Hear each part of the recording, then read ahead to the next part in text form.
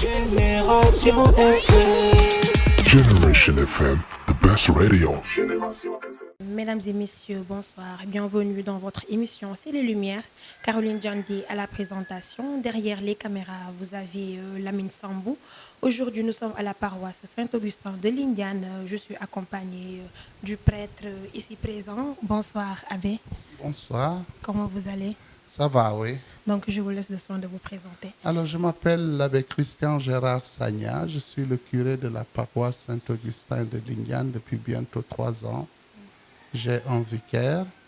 Je suis dans cette paroisse après plusieurs années de service à la fois au grand séminaire de Brin comme formateur des grands séminaristes et futurs prêtres sur une période de 11 ans. Ensuite, vicaire à la paroisse Saint-François d'Assise, donc de Lana, curé de la paroisse Notre-Dame des Pauvres, donc de Tilène.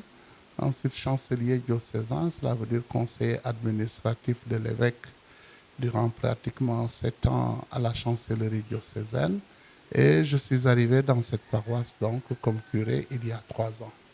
Je suis professeur de droit canonique donc au grand séminaire de Brin. Et je suis également responsable national de l'Université catholique de l'Afrique de l'Ouest avec l'unité universitaire à Ziguinchor, donc UKO, UUZ. D'accord. Merci, abbé. Donc, comme nous le faisons chaque mercredi, aujourd'hui, nous allons parler du mariage.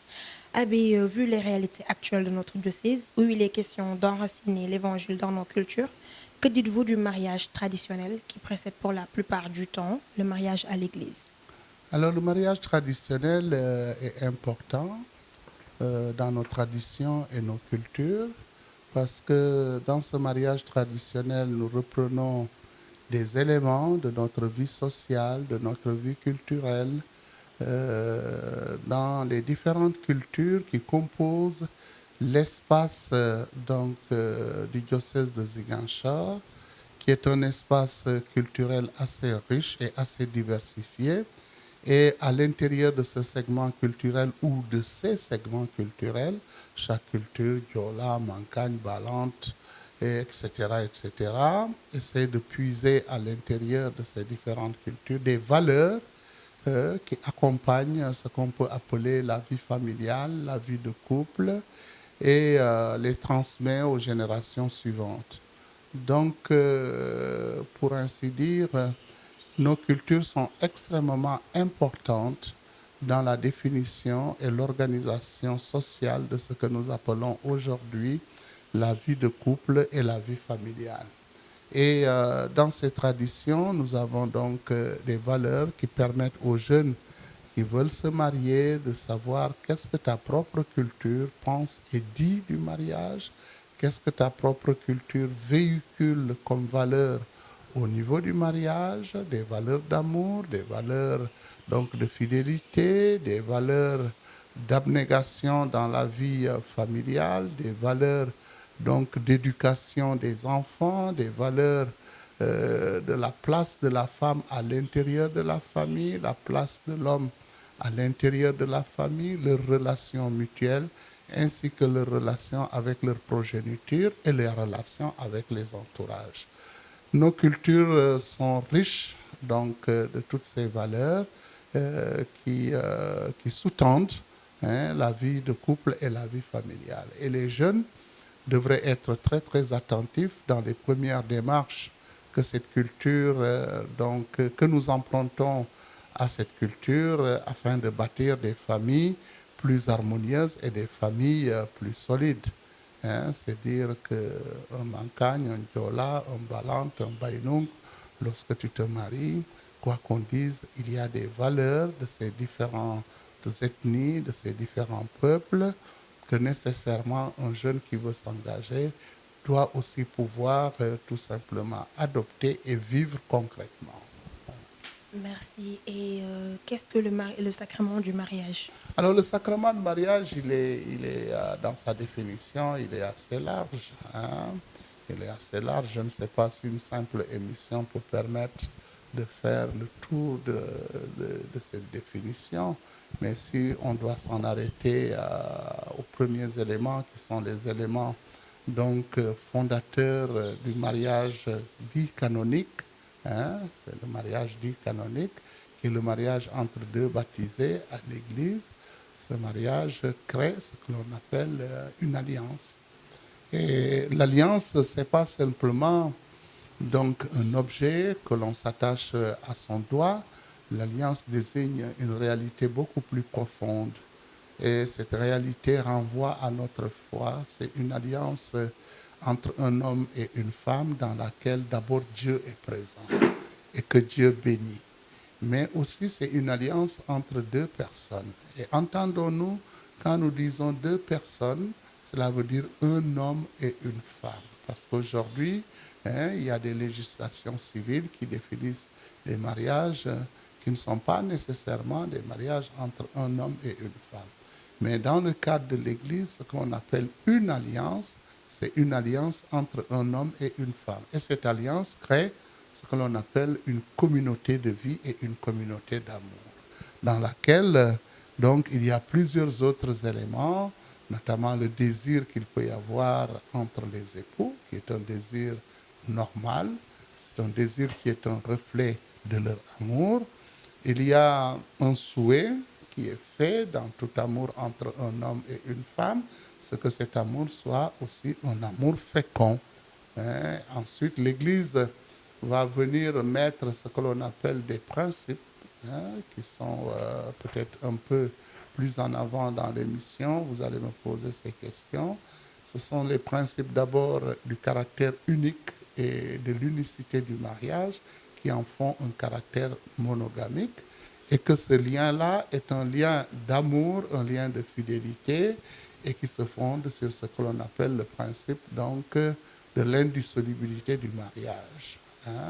Ce sont ces principes-là qui bâtissent ou qui permettent tout simplement de dire qu'il y a un mariage entre un homme et une femme avec un projet de vie. Je dis bien que c'est une alliance qui crée une communauté de vie et d'amour.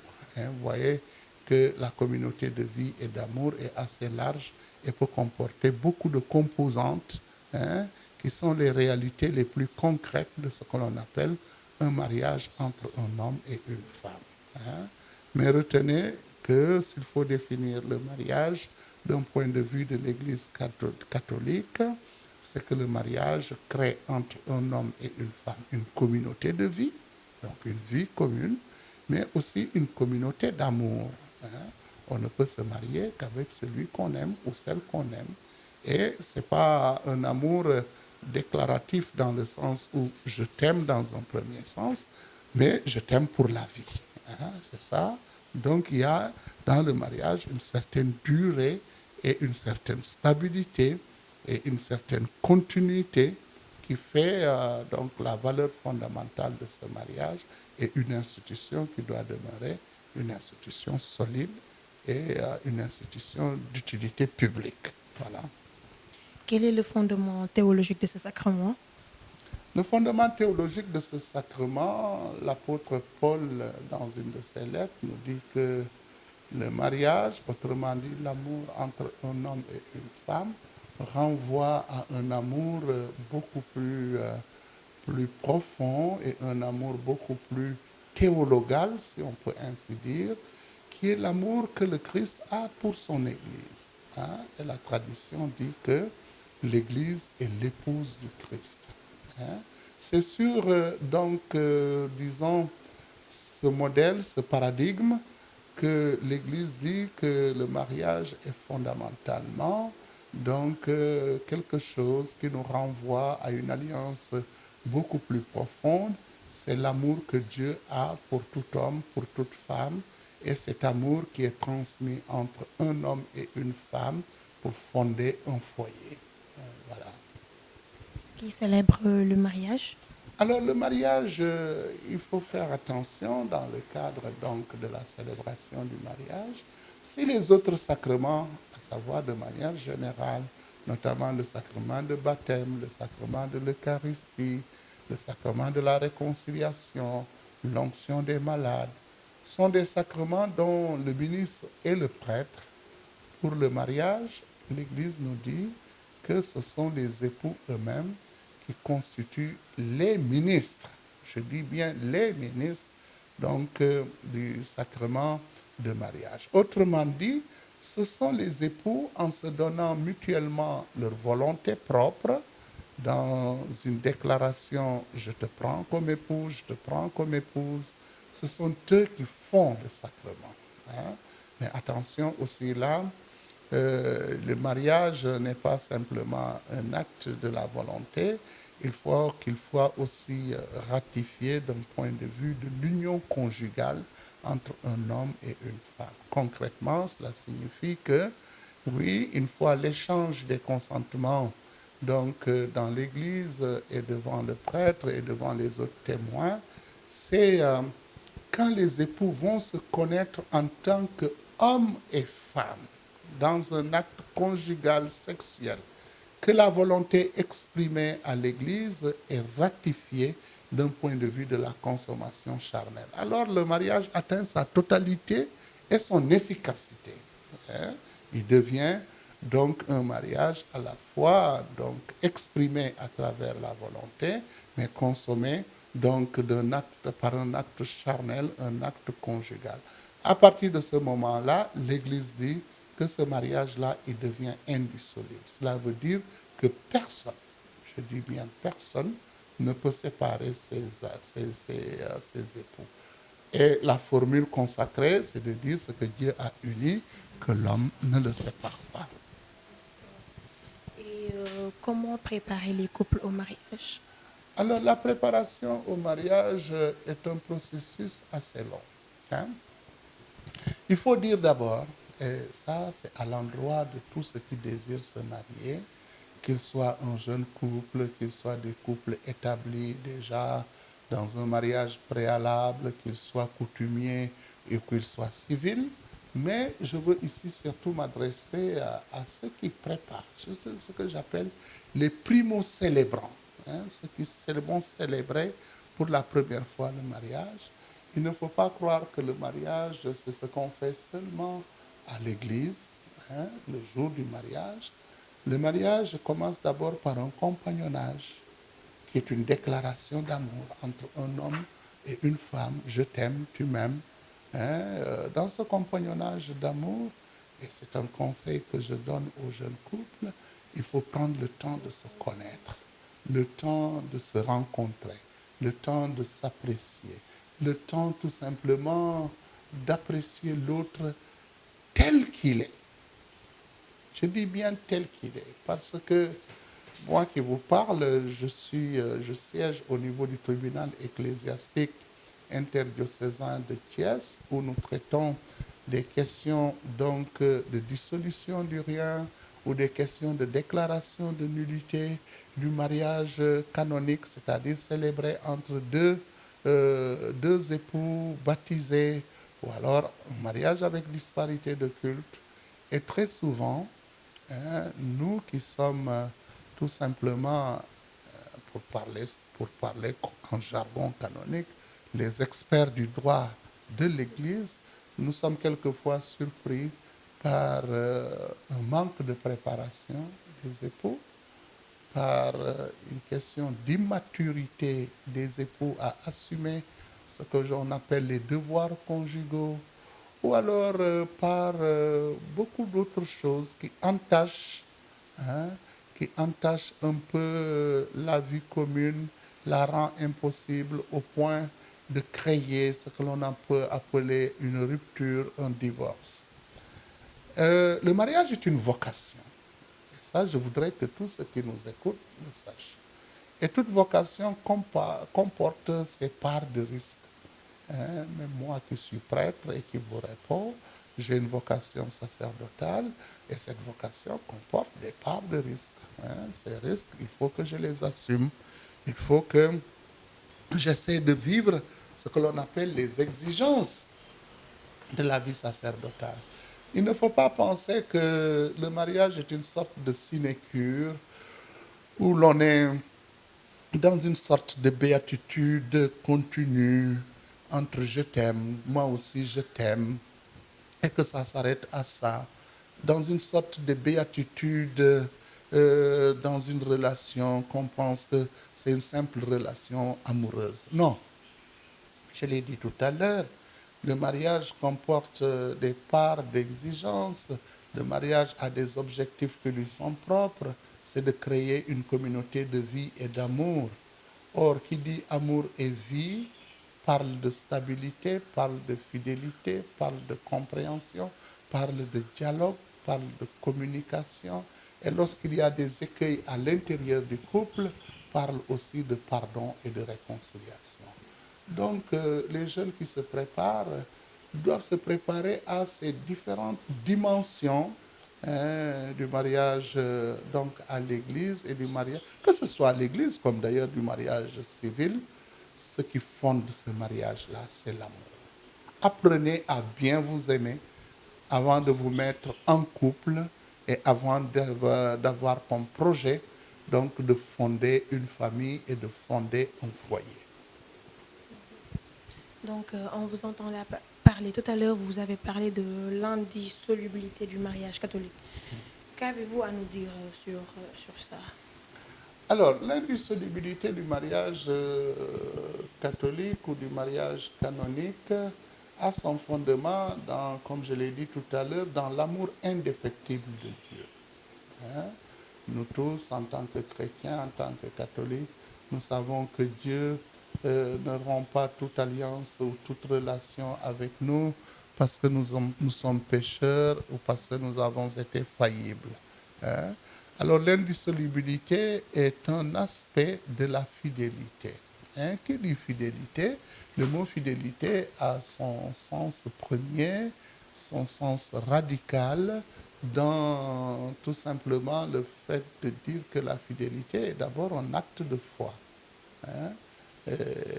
Avoir un acte de foi indéfectible vis-à-vis de son partenaire, vis-à-vis de celui avec qui je veux vivre, vis-à-vis de qui je veux créer une communauté de vie, d'amour, vis-à-vis de celui avec qui je veux créer un foyer, une maison, hein, une église domestique, parce que le foyer est aussi une église domestique, et rester dans cette dimension. L'indissolubilité nous dit que entre chrétiens qui se marient, le lien qu'ils établissent, il n'y a rien qui puisse le détruire.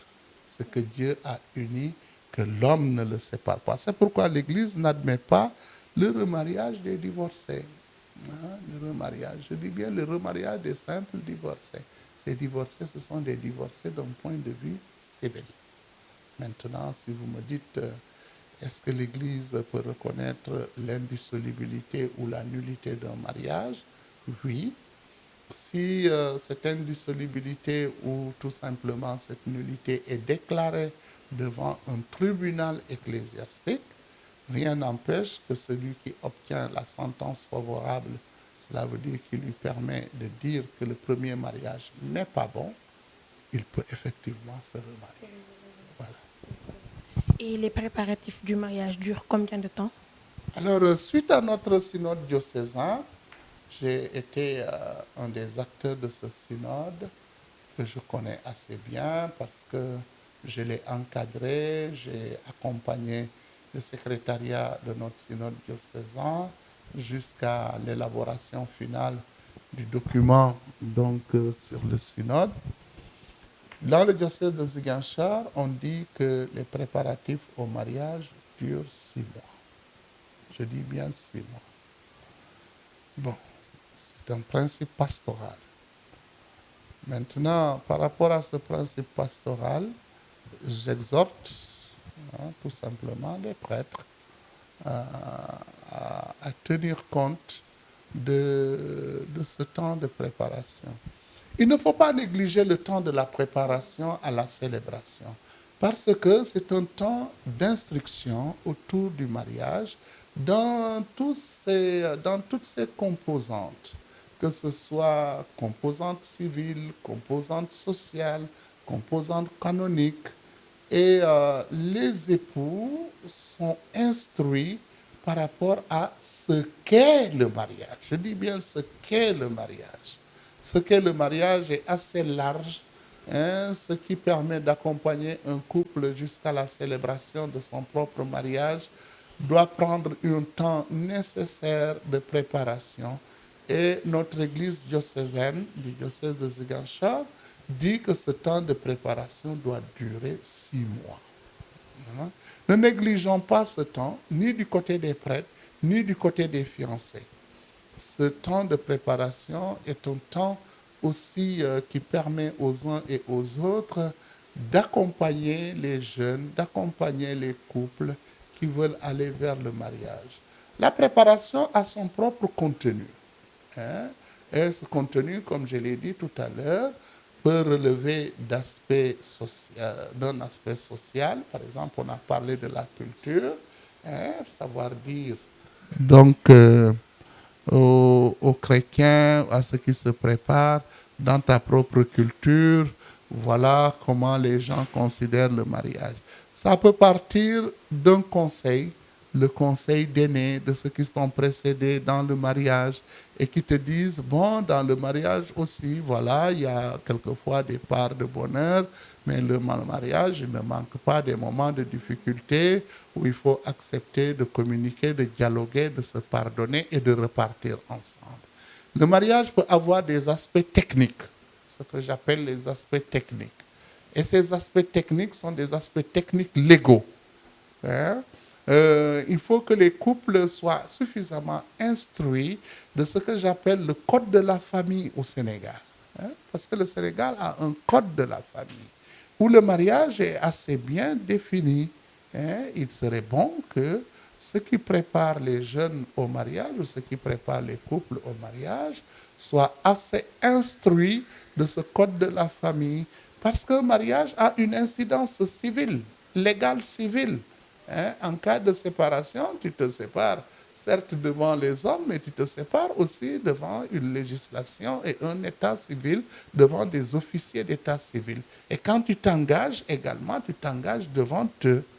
Et de ce point de vue, il est extrêmement important que les jeunes qui se préparent soient instruits de ce que des prévisions, les prévisions légales du code de la famille au Sénégal. Mais le mariage aussi a un contenu légal canonique.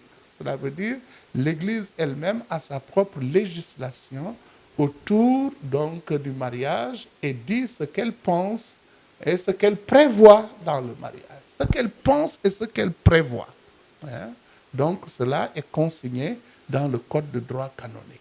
Et les préparateurs au mariage doivent être suffisamment compétents pour pouvoir dire au couple, voilà comment l'Église voit, comment l'Église tout simplement instruit le mariage d'un point de vue théologique, d'un point de vue canonique, d'un point de vue social. Donc cela est extrêmement important. Cette dimension relève des préparateurs, ce que j'appelle les préparateurs au mariage, donc dans l'Église. Voilà. Quelle est l'importance des fiançailles chrétiennes? Alors les fiançailles sont une étape pour aller vers la célébration. Elles ont une importance, mais elles ont une importance purement morale et non pas une importance canonique. Ce n'est pas parce que tu es ma fiancée qu'il est dit que ces fiançailles vont aller jusqu'à la célébration des mariages. On a vu, vous avez vu, des fiançailles qui n'ont pas abouti. Hein? Donc, mais on dit toujours dans l'Église que les fiançailles ont une valeur morale. C'est comme une parole donnée. Hein? Je ne peux pas donner ma parole à une femme et une femme me donner ma parole en tant qu'homme et que par la suite, je vienne à rompre ces fiançailles. Tout à l'heure, nous avons parlé des cultures. Et je pense qu'il faut qu'on valorise au sein de notre Église particulière toutes les valeurs traditionnelles autour des fiançailles.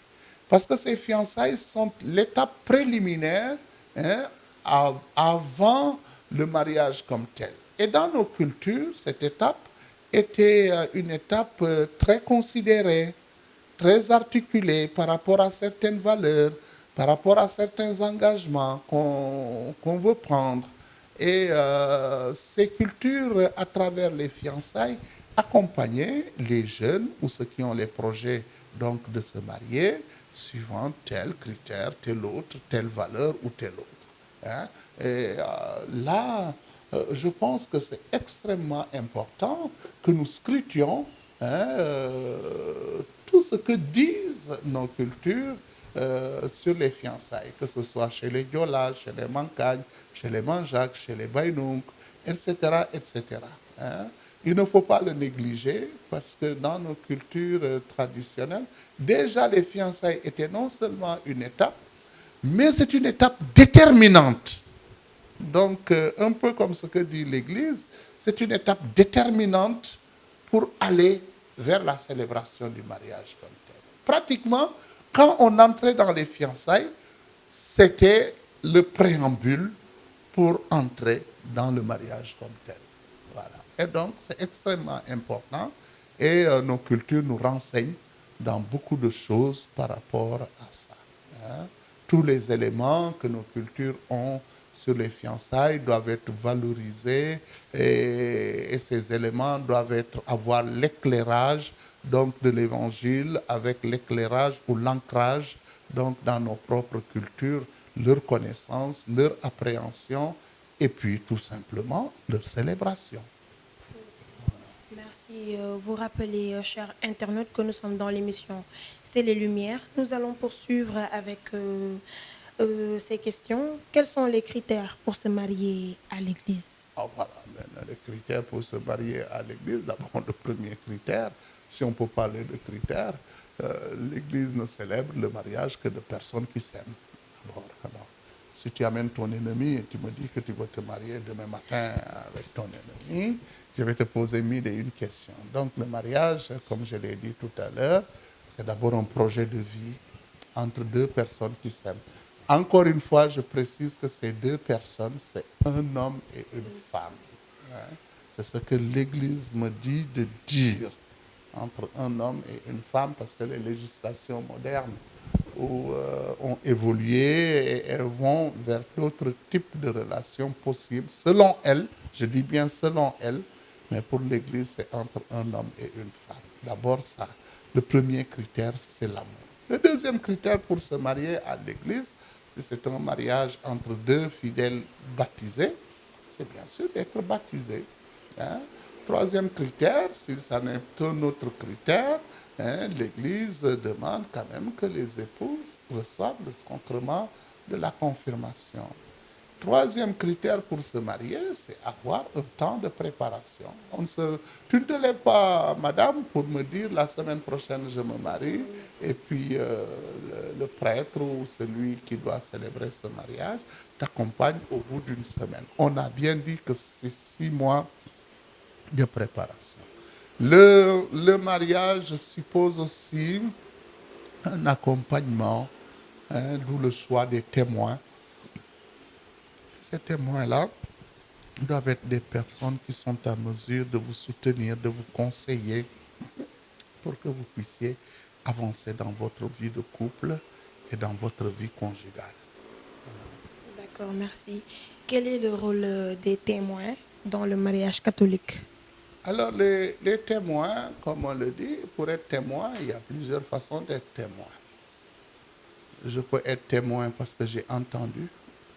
Hein, je suis à côté, j'ai entendu. Bon, je suis un témoin. C'est un témoin peut-être auditif. Le témoin aussi, c'est celui qui voit. Hein, donc, s'il voit, c'est celui qui est présent, hein, qui est à côté. Mais dans le cadre du mariage, les témoins doivent faire l'objet d'un choix judicieux. Ce n'est pas un choix basé sur l'opportunité. Je dis bien que c'est un choix judicieux. Je prends pour témoin à mon mariage une personne qui est à mesure concrètement de m'accompagner, de me conseiller, de me soutenir dans ma vie de couple. Ce n'est pas le témoin du jour. Attention, c'est beaucoup de choses. Et beaucoup de gens pensent que le témoin, c'est le témoin du jour. c'est celui qui est là à côté des mariés le jour du mariage, aussi bien habillé qu'en veste, en belle robe. Non, c'est pas ça, c'est un apparat. Hein. Le témoin, c'est véritablement celui qui est là à tes côtés et dans une course de relais, le témoin tombe, l'équipe est disqualifiée. Ça, vous le savez très bien. Donc, ce sont des images sportives. C'est pour dire que tout simplement, que le témoin que je choisis, c'est celui qui me transmet quelque chose. C'est celui qui m'aide à vivre quelque chose. C'est celui qui vient consolider mon choix.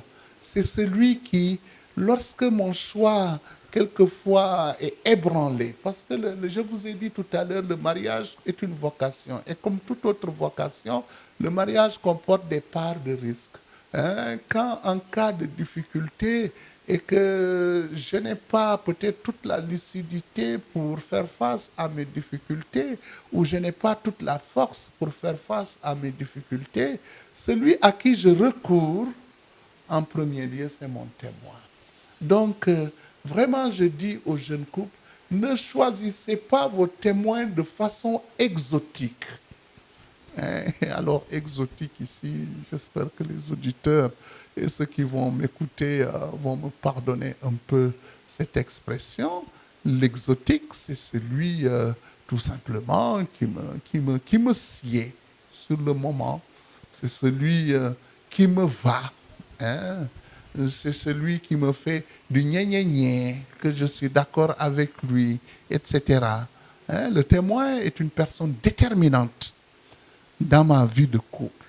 Par conséquent, je dois pouvoir le choisir pour qu'il soit comme une sorte... Tu sais, quand on dit en arboriculture, c'est un témoin d'un arbre, c'est celui qui soutient l'arbre dans sa croissance. Hein? C'est le tuteur. Le témoin doit être un tuteur qui est capable de me soutenir, de me conseiller, tout simplement de me redonner force sur ce chemin de la vie commune et de la vie d'amour qu'est le mariage. Bon, ce n'est pas parce que c'est mon ami que je dois forcément le prendre comme témoin. Non.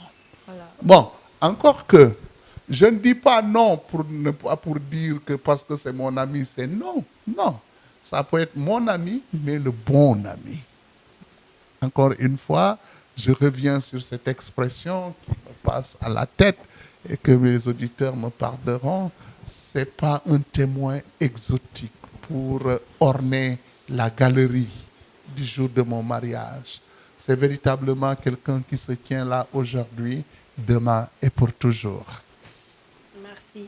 Et que dit l'Église du mariage avec disparité de culte? Alors, le mariage avec disparité de culte, on appelle mariage. Alors, il faut bien qu'on s'entende sur les vocables.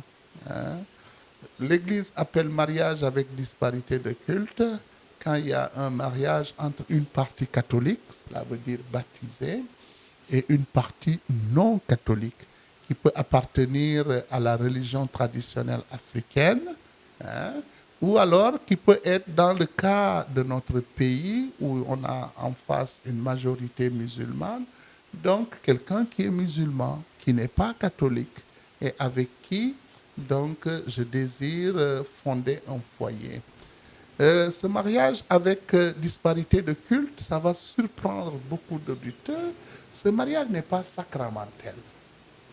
Et sacramentel uniquement le mariage entre deux personnes baptisées.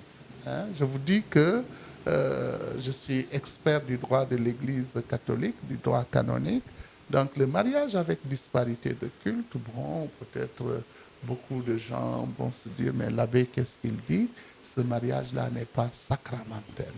Il est une bénédiction en faveur de la partie catholique, afin que la partie catholique puisse pratiquer sa foi et vivre ses sacrements. C'est ça la finalité du mariage avec disparité de culte. Mais ce n'est pas un mariage sacramentel. N'est sacramentel que le mariage entre une baptisée et un baptisé dans l'Église catholique. C'est ça qu'on appelle le mariage canonique. Le mariage entre une baptisée ou un baptisé avec quelqu'un de religion traditionnelle ou un musulman, ça s'appelle un mariage avec donc disparité de culte. Ce mariage n'est pas sacramentel, il est une bénédiction en faveur de la partie chrétienne afin qu'elle puisse pratiquer sa foi et vivre les sacrements. Maintenant, le mariage avec disparité de culte est assorti d'un certain nombre de conditions. Et souvent ça, les gens, que ce soit la partie catholique ou la partie non catholique, il faut les instruire par rapport à ça. Donc la première directive dans le mariage avec disparité de culte, c'est la préservation de la foi de la partie catholique. Je dis bien préservation. Deuxième condition, il faut que la partie non catholique s'engage, je dis bien s'engage, à vivre avec la partie catholique un mariage monogamique. C'est un mariage monogamique. Et alors, là où souvent il y a des écueils et des réticences, c'est l'éducation chrétienne des enfants éventuels qui pourraient provenir de la vie du couple, la procréation. L'Église dit que ces enfants issus du couple avec disparité de culte doivent recevoir, je dis bien recevoir, une éducation chrétienne. Cela veut dire concrètement, il faut les baptiser, les catéchiser, etc., etc. Bon, moi qui vous parle, qui ai été curé, qui suis curé aujourd'hui, lorsque il s'agit d'une partie non chrétienne à qui tu expliques en quoi consiste son engagement, donc vis-à-vis de l'Église, son engagement propre par rapport aux conditions que je viens d'évoquer, ces conditions posent problème et entraînent un certain nombre de réticences.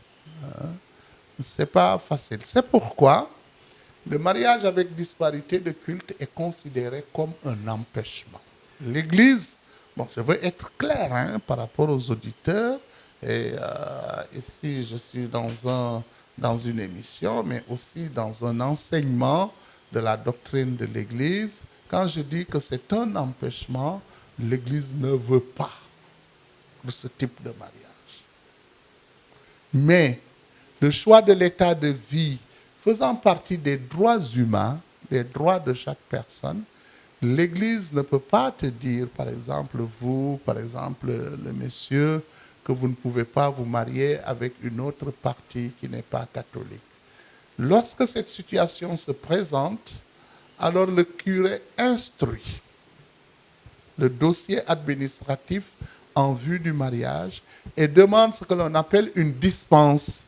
Parce que la disparité de culte est un empêchement d'irriment.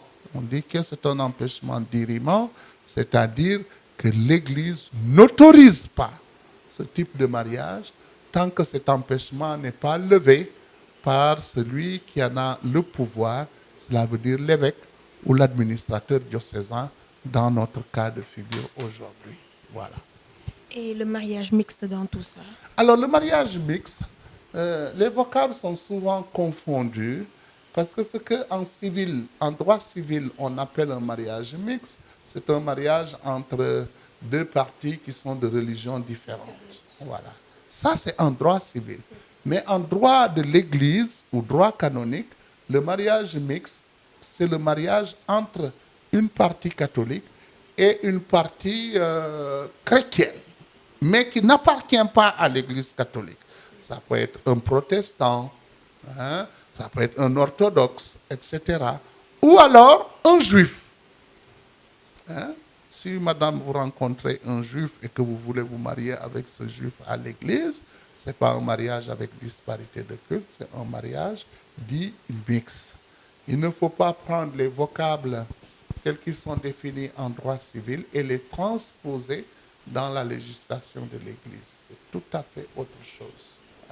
Le mariage mixte est le mariage avec une autre partie, d'un catholique avec un juif, ou alors d'un catholique avec un autre chrétien appartenant à une autre obédience qui n'est pas une obédience catholique. Voilà. Merci. Donc, je vais vous laisser dire votre mot de clôture. Voilà, si j'avais un mot de clôture par rapport à cette émission sur le mariage, je reviendrai pour dire deux choses. Pour se marier, il faut s'aimer. Il faut prendre le temps de se connaître. Il faut prendre le bon temps du compagnonnage. Pour se marier, il faut avoir des convictions enracinées dans une volonté propre que celui que je choisis, celui-là, je le choisis pour la vie. Et que le chemin sur lequel je m'engage n'est pas un chemin pour l'aujourd'hui seulement, mais un chemin pour toujours. Ce que Dieu a uni, que l'homme ne le sépare pas. Merci, curé. Donc, merci à vous, auditeurs et auditrices, chers internautes, vous qui nous suivez à chaque émission. Nous vous donnons rendez-vous prochainement, même heure, même fréquence. Génération FM. Generation FM, the best radio.